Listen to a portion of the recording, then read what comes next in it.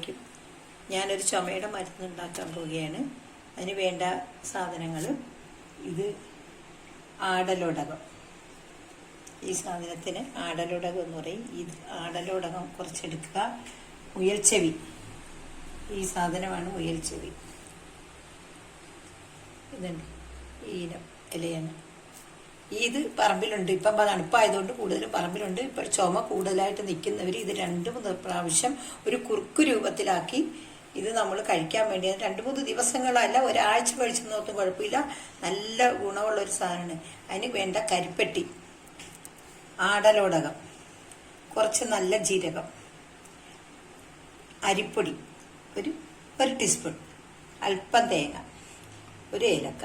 എന്നുവെച്ചാൽ ഇതിൻ്റെ ചവർപ്പ് വല്ലതും ഉണ്ടെങ്കിൽ ഉണ്ടാകാതിരിക്കാനാണ് ഇതൊക്കെ ചേർക്കുന്നത്. നല്ല ടേസ്റ്റ് ആവുമായിരിക്കും.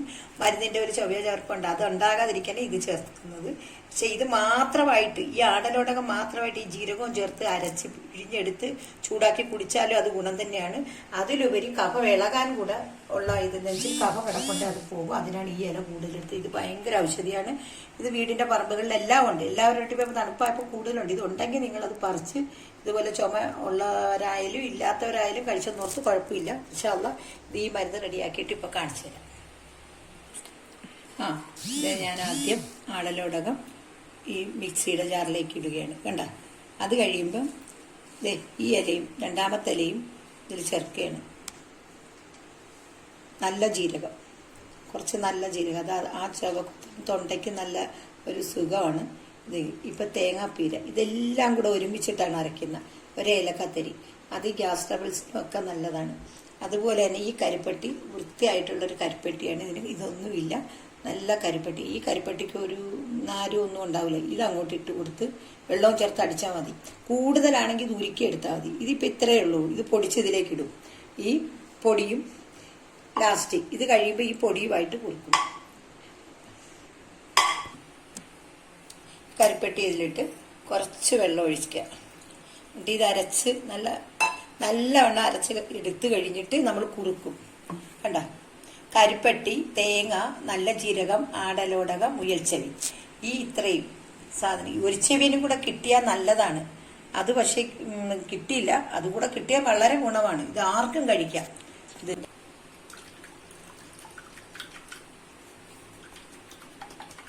അരിച്ചു കഴിഞ്ഞപ്പോൾ ഇത്രയും തരി ഇതിൽ വന്നിട്ടുണ്ട്, തേങ്ങയുടെയും അയലയുടെയൊക്കെ. അത് നമ്മൾ മാറ്റിക്കളയാം. കണ്ടോ, ഇനി ഇത് കളയുകയാണ്. ഇനി ഇതിലേക്ക് കുറച്ച് അരിപ്പൊടി എന്താ, ഇതിലേക്ക് 1 ടീസ്പൂൺ അരിപ്പൊടി. എന്തിനറിയോ, ഇത് അല്പം കുറുകി വരാൻ വേണ്ടിയിട്ടാണ്. കണ്ടോ, 1 ടീസ്പൂൺ മുതൽ പിന്നെ അരിപ്പൊടിയായത്. അത് ഇതിലേക്ക് ഇടുകയാണ്, ആഡ് ചെയ്ത് കൊടുക്കുക. എന്നിട്ട് അടുപ്പേ വെച്ച് പാനിൽ ഇത് കുറുക്ക് രൂപത്തിലാക്കി എടുക്കും. എന്നിട്ട് കിടക്കാൻ നേരം രാത്രിയിൽ ഇത് കഴിക്കണം. എല്ലാ ദിവസവും ഒരു 3-4 ദിവസം അടുപ്പിച്ചിത് കഴിച്ചാൽ അടിപൊളിയായിട്ടും ഏത് പഴകി കിടക്കണ ചുമയും പോകും. ഇപ്പം ഇരയുള്ള സമയമാണ്. ഇത് ആരാണെങ്കിലും ഇത് കഴിക്കണം. ഇപ്പം കൊറോണ കഴിഞ്ഞൊരു സമയമായിട്ട് മിക്കവർക്കും ചുമ വിട്ടു വന്നിട്ടില്ല. ഇതേപോലെയുള്ള മരുന്ന് നമ്മുടെ പറമ്പിൽ തന്നെ ഉണ്ട്. മറ്റേ പിന്നെ കൊടവൻ്റെ ഇലയും കൂടെ കിട്ടിയാൽ അത്രയും നല്ലത്. അത് എനിക്ക് കിട്ടിയില്ല. അതും കൂടെ ചേർത്ത് അത്രയും കൊള്ളാം. ശരി, ഇതിപ്പം കുറുക്കിയെടുക്കാൻ പോകാം.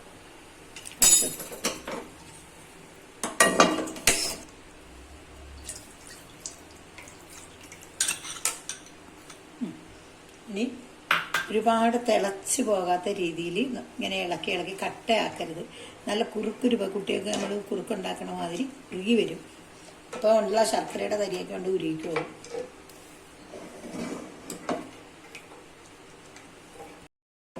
ഈ പൊടിയിട്ടത് കേടായിട്ടൊന്നും പോകില്ല. അപ്പോൾ അത് രാത്രി തന്നെ ഇത് കഴിക്കല്ലേ, ഇത് കഴിച്ചോണം.